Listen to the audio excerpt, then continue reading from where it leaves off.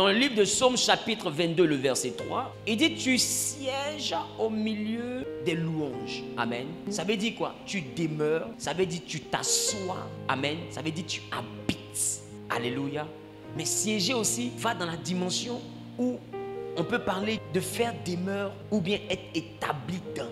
Donc, quand on parle de siéger, on peut parler aussi d'un conseil en vue de prendre une décision. Donc, quand on dit les nations siègent à l'ONU, ça veut dire qu'elles s'assemblent pour prendre aussi une décision. Et j'ai pu comprendre que notre Dieu est un Dieu qui a eu à faire certaines réunions dans la parole de Dieu. Au temps de Job, il a convoqué une réunion. Après le temps de Job, vous allez comprendre que dans le livre de Genèse, la Bible dit, pour créer l'homme, Dieu va dire faisons. On voit qu'il y a encore une réunion, il y a une assemblée qui se tient. Et quand l'homme finit de manger le fruit, il dit l'homme est devenu comme l'un de nous, empêchant. Donc tu vois qu'il n'a pas dit j'empêche, il dit empêchant. Donc tu vois qu'il parle toujours avec un groupe. Et même à la tour de Babel, la Bible dit que les hommes forment un seul peuple. Voici ce qu'ils ont résolu de faire, c'est de construire, venir me trouver chez moi. Alors descendons et confondons leur langage. Donc tu vois que siéger, c'est aussi le fait de prendre ce genre de décision. Et même quand Akab devait mourir, Dieu a rassemblé ses fils et il a demandé encore au ciel qui je vais envoyer pour faire mourir. Donc ça veut dire qu'il y a toujours, avant que quelque chose ne se produise, il y a toujours un siège. Or la louange envoie Dieu à établir cette réunion. Mais ça veut dire que celui qui aime louer peut envoyer son nom à être un sujet dans une réunion. Tu sais que les réunions sont faites pour avoir l'ordre du jour. Job là, il était l'ordre du jour d'une réunion. Akab était l'ordre du jour d'une autre réunion. La tour de Babel était l'ordre du jour d'une réunion. Créer l'homme était l'ordre du jour d'une autre réunion. Empêcher l'homme de manger le fruit était l'ordre du jour d'une autre réunion. Donc ça veut dire que ton mariage peut être l'ordre du jour d'une autre réunion. En temps, la louange permet à Dieu de faire une réunion. Quand il y a louange, il y a réunion. Donc si tu veux que Dieu établisse une réunion où ils vont discuter de ton sujet, de ton cas, la seule manière, ce n'est pas de demander. Demander n'envoie pas Dieu à faire une réunion, c'est louer.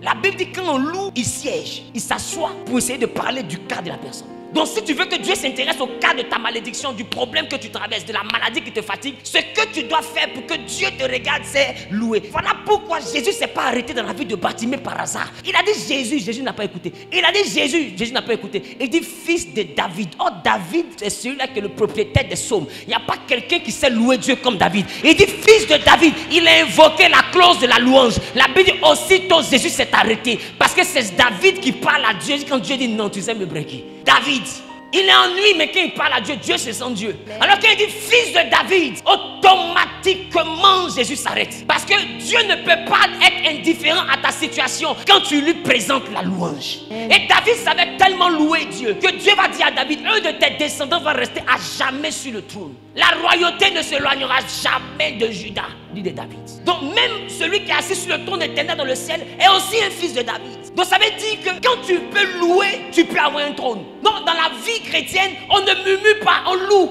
Murmurer contre Dieu envoie aussi une réunion. Beaucoup se plaindre envoie aussi une réunion. La Bible dit que Dieu avait fait une première réunion où quand il a fini, il est descendu pour envoyer Moïse pour délivrer son peuple. Il les a délivrés. Dis à ton voisin, la réunion en cours. Donc ils sont en train d'exécuter ce qu'ils ont décidé à la réunion. Pharaon est vaincu. Ils arrivent dans le désert. Dites-moi, il y a quoi? Il y a vous affaire. Oh, faut bien dire, tiens ma ferrage, faut dire. Il y a quoi? Donc, quand ils arrivent dans le désert, eux-mêmes, ils ont créé une autre réunion. Parce que la Bible dit, ils vont commencer à dire, là-bas en Égypte, on mangeait concombre, on mangeait légumes. Tu nous as envoyés ici pour nous faire mourir dans le désert. Est-ce qu'il n'y avait pas cimetière en Égypte? Moïse, qui es-tu? La Bible dit, quand Dieu les a écoutés, il a fait une autre réunion. Et quand il est sorti de la réunion, il a dit à Moïse, va dire au peuple que tous ceux qui sont sortis d'Égypte vont mourir dans le désert. Mais c'est venu de quoi? Des murmures.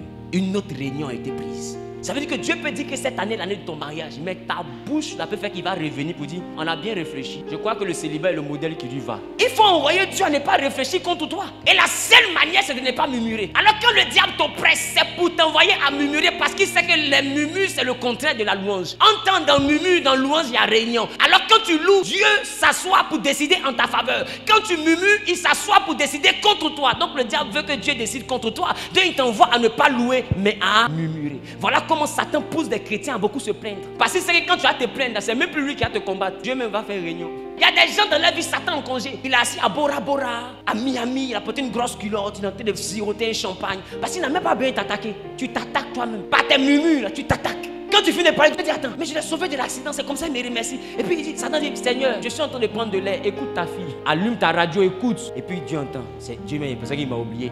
Et puis ici, là, les gens qui ne aiment pas Dieu, c'est eux qui prospèrent. Moi, Seigneur, qu'on appelle des dieux là même là. Et puis ici, déçu même des églises. Les pasteurs, mais c'est pas possible. Va faire des dieux là, mais c'est pas. J'ai donné mon argent partout, c'est des voleurs, c'est des escrocs. Et puis Dieu, là, il t'écoute, il dit, mais attends. Donc tout ce qu'elle a investi dans ma présence, elle traite ça d'escroquerie. Elle ne croit pas que c'est à moi, elle a donné alors. Et puis t'écoute, il est découragé. Et il prend une autre décision. Dieu n'est pas un homme pour mentir, mais il est Dieu pour dire une nouvelle chose. Ça ne veut pas dire que la première chose était fausse. Ça veut dire que tu l'as poussé à dire quelque chose d'autre. Donc il faut t'arranger pour que Dieu reste sur ce qu'il a dit en première position. Il a dit, il va te lever. Il faut t'arranger pour que la décision ne change pas. Donc la seule manière, c'est de louer. Dis avec moi la louange.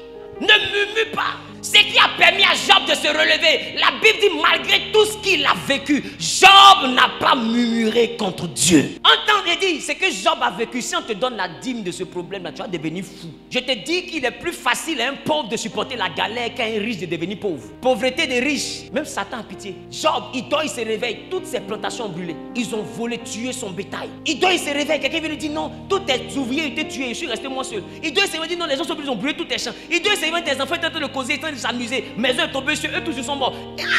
On peut dormir puis se réveiller comme ça tous les jours. Succession de problèmes. Sa femme même les regarde. Maudit Dieu, il meurt. Ma question, quand il meurt, elle a fait quoi? Parce que c'est qu'elle est mariée à lui jusqu'à ce que la mort nous sépare. C'est-à-dire qu'elle peut demander le divorce parce que la route que ça prend là, ton affaire, ça ressemble à une épidémie de malheur. Faut pas ça me contaminer, meurs avant que ça me touche. La femme de Job, elle-même souhaite que son mari meure. Mais la Bible dit, malgré tout ça, Job n'a pas murmuré. Et regardez la fin. Et c'est pourquoi j'aime pas le livre de Job. C'est un livre que je lis pas bien. Dis pourquoi? Non, j'aime pas. J'ai lu ça 2 fois. 3e fois, il m'a découragé. Parce que le livre de Job se termine par Dieu lui a donné le centime de tout ce qu'il avait perdu. Point. Mais c'est quel livre où toi, ta vie, on explique bien où tu souffres. Maintenant, quand tu commences à être heureux là, quelqu'un ne veut pas expliquer. Si on a lu ma souffrance, on doit aussi lire mon bonheur. Qui a dit amen bien? Le quartier où tu as souffert, c'est dans le même quartier aussi on va te célébrer. Quelqu'un n'a pas dit amen, ça me dérange.